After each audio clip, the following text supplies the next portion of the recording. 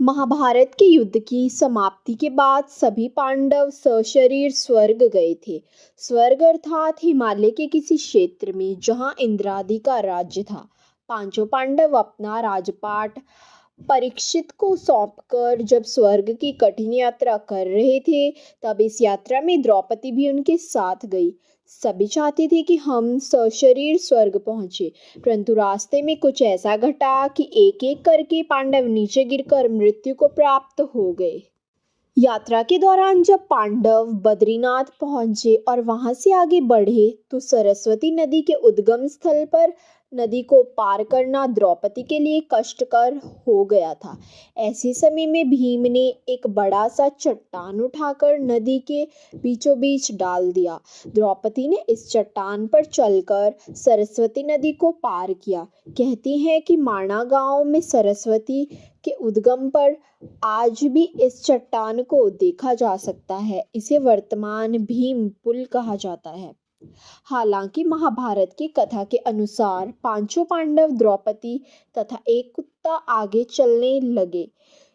एक जगह द्रौपदी लड़खड़ाकर गिर पड़ी। द्रौपदी को गिरा देखकर भीम ने युधिष्ठिर से पूछा कि द्रौपदी ने तो कभी कोई पाप नहीं किया, तो फिर ऐसा क्या कारण है कि वह नीचे गिर पड़ी। युधिष्ठिर ने कहा, द्रौपदी हम सभी में अर्जुन को सबसे अधिक प्रेम करती थी, इसीलिए उसके साथ ऐसा हुआ। ऐसा कहकर युधिष्ठिर द्रौपदी को देखे बिना ही आगे बढ़ गए।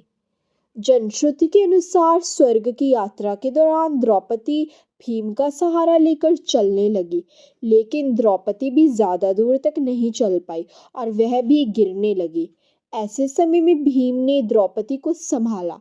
उस समय द्रौपदी ने कहा, सभी भाइयों में भीम मुझसे सबसे ज्यादा प्यार करते हैं और अगले जन्म में मैं फिर से भीम की पत्नी बनना चाहती हूँ।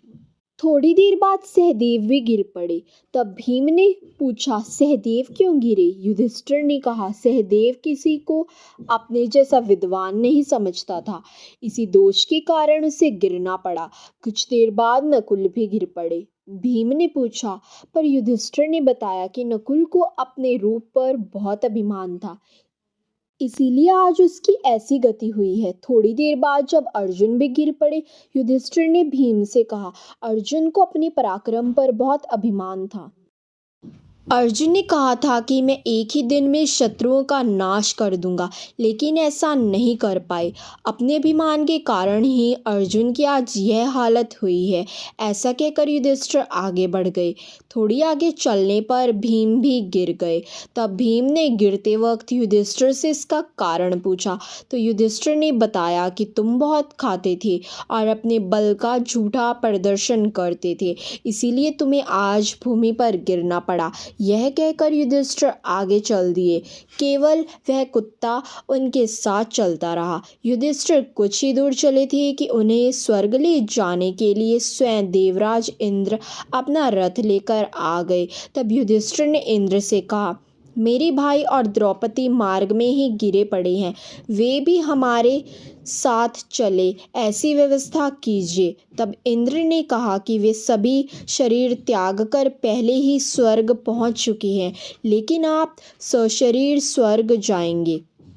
इंद्र की बात सुनकर युधिष्ठिर ने कहा कि यह कुत्ता भी मेरे साथ ही जाएगा, लेकिन इंद्र ने ऐसा करने से मना कर दिया।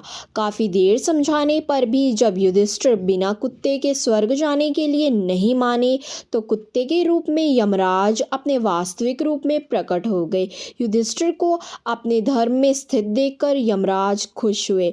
इसके बाद इंद्र और युधिष्ठिर रथ में बैठकर स्वर्ग की ओर निकल पड़े। तो दोस्तों, यही थी पांडवों की स्वर्ग यात्रा।